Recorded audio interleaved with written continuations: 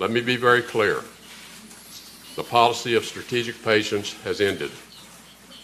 We're exploring a new range of diplomatic, security, and economic measures. All options are on the table. Intelligence officials tell CNN the White House is conveying that North Korea is a grave, near-term threat to America. North Korea continues to launch missiles, develop its nuclear weapons program, and engage in threatening rhetoric and behavior.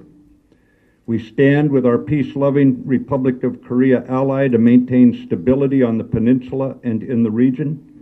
America's commitments to defending our allies and to upholding our extended deterrence guarantees remain ironclad. Any attack on the United States or on our allies will be defeated, and any use of nuclear weapons would be met with a response that would be effective and overwhelming. Well, as you pointed out, the president-elect just in the last hour, Chris, has tweeted out the notice that North Korea is about a year away from having this described missile, and that Donald Trump ended that by saying not going to happen. It is very likely by the end of Mr. Trump's first term, the North Koreans will be able to reach Seattle with a nuclear weapon on board an indigenously produced intercontinental ballistic missile. President Donald Trump has reportedly called North Korea a world menace and a world problem that must be dealt with soon.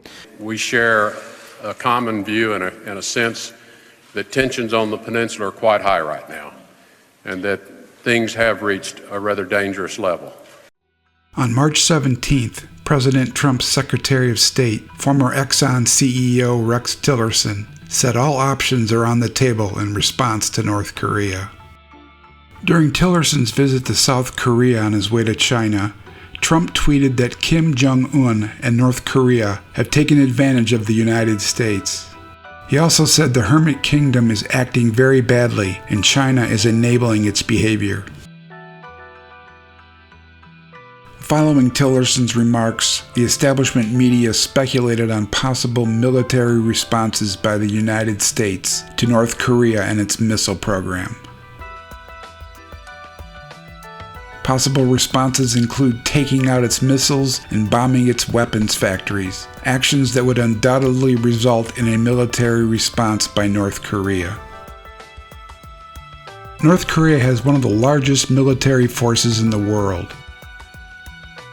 It has more than 1 million active soldiers and nearly 8 million in reserve. In addition, it has 200,000 highly trained paramilitary soldiers and has deployed 700,000 soldiers to the front line with South Korea. North Korea has more than 13,000 artillery pieces positioned on the border, capable of hitting the South Korean capital.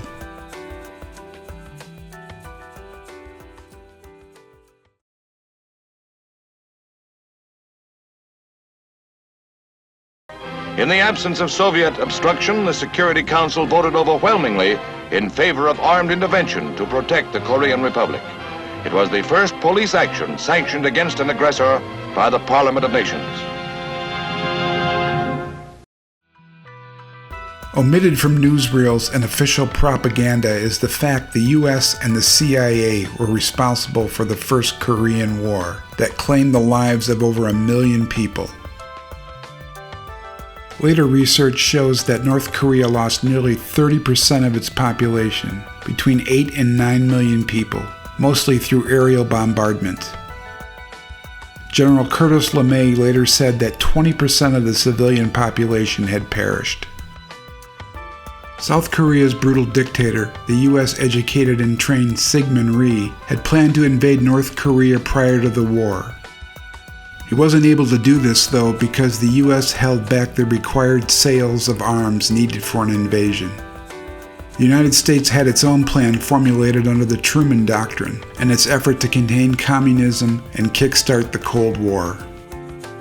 Representative Howard Buffett, an old right libertarian opposed to interventionism, tried unsuccessfully to get the Senate Armed Services Committee to declassify the testimony of CIA head Admiral Roscoe Hillenkoetter, which Buffett said established American responsibility for the Korean outbreak. Recently declassified documents reveal that in 1951, the CIA had successfully placed an agent as Rhee's special assistant. This agent was so effective he was able to influence decisions made by the government. It's now accepted, although left out of the official narrative on the war, that North Korea's invasion was a preemptive response to Rhee's decision to strike first. According to the official timeline on the war, the CIA was taken by surprise when North Korea crossed the 38th parallel. In fact, the CIA had sufficient intelligence indicating North Korea would attack in response to Rhee's provocation. After the invasion, the CIA recruited anti-communist guerrillas and launched attacks on the southeastern coast of China to distract it from the Korean front. This large-scale operation didn't come to light until Frank Holabir published Raiders of the China Coast in 1999.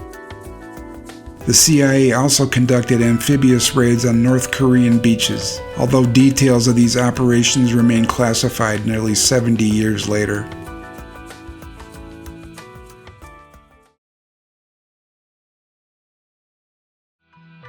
South Korea was the first place the CIA installed an authoritarian government. In addition to Rhee, the CIA elicited the help of former Korean collaborators with the Japanese during the Second World War. Beginning in 1948, Rhee purged the National Assembly, banned opposition parties, assassinated political leaders, and ruled with an iron fist. In 1960, the CIA flew him out of the country when his government was forced out by widespread opposition.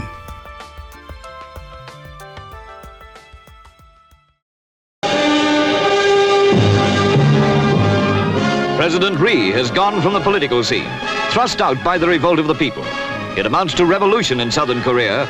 Even while thousands mourned in Seoul, the capital, Syngman Rhee turned his police on the rebels and thought he could ride the storm.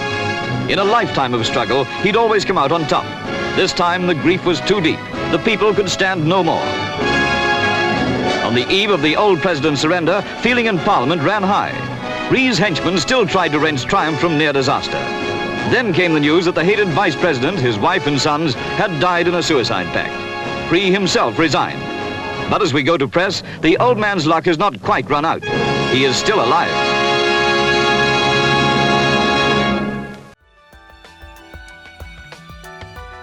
Prior to fleeing the country, he killed hundreds of students protesting against his regime. The US and the CIA installed and supported a number of Asian dictators, including Chiang Kai-shek in Taiwan, Ferdinand Marcos in the Philippines, Diem Tu in Vietnam, General Lon Nol in Cambodia, and the genocidal General Suharto in Indonesia. The destabilization of Cambodia resulted in the rise of the Khmer Rouge and the murder of 1/3 of that country's population. When things didn't go as planned in the Third World, the CIA and the Pentagon's Defense Intelligence Agency sponsored coups and assassinations to get rid of its hand-picked clients. The CIA has used this technique around the world and is responsible for the murder of millions of people.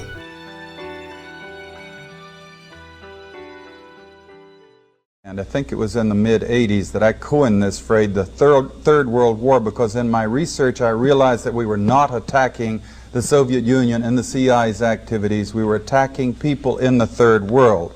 And I'm going to just quickly, in the interest of time, just give you a little sense of what that means, this Third World War.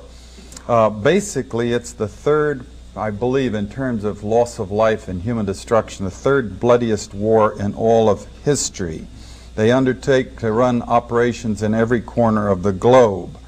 They also undertook the license of operating just totally above and beyond U.S. laws. They had a license, if you will, to kill, but also they took that to a license to smuggle drugs, a license to do all kinds of things to other people in other societies in violation of international law, our law, and every principle of nations working together for a healthier and more peaceful world.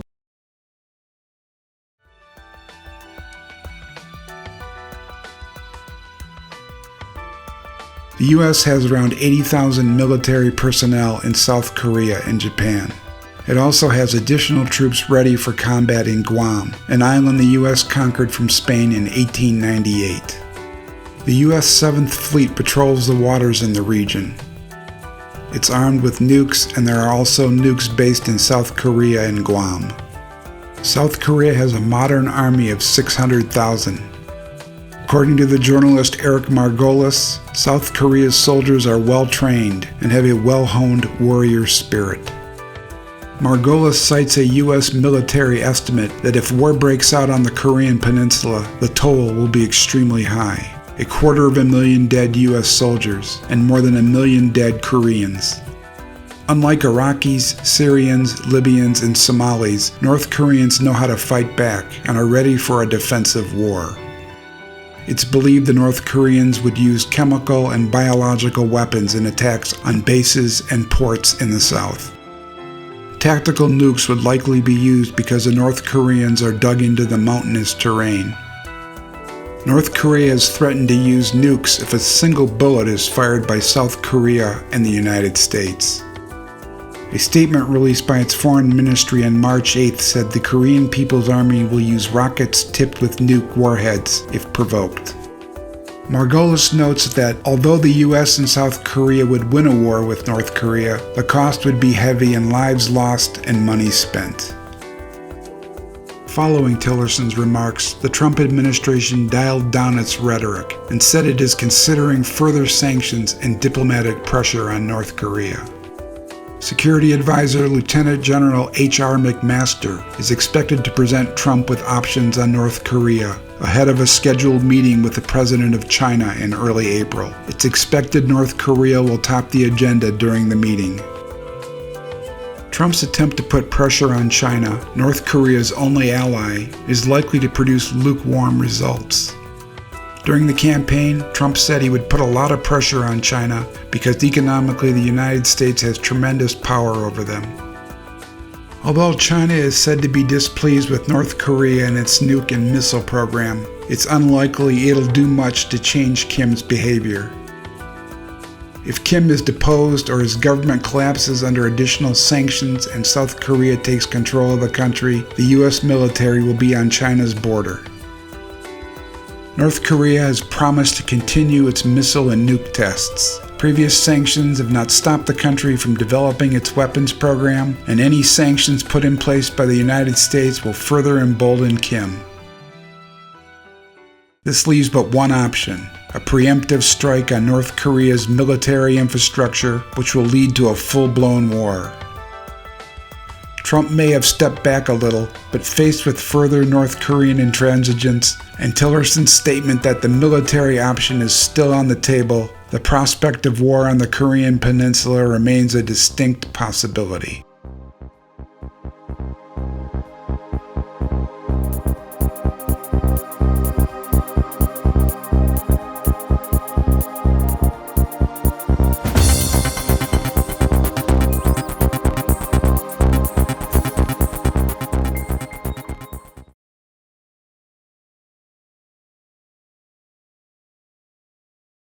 For just a small subscription fee, you can become a member of the Newsbud community and help keep this website running.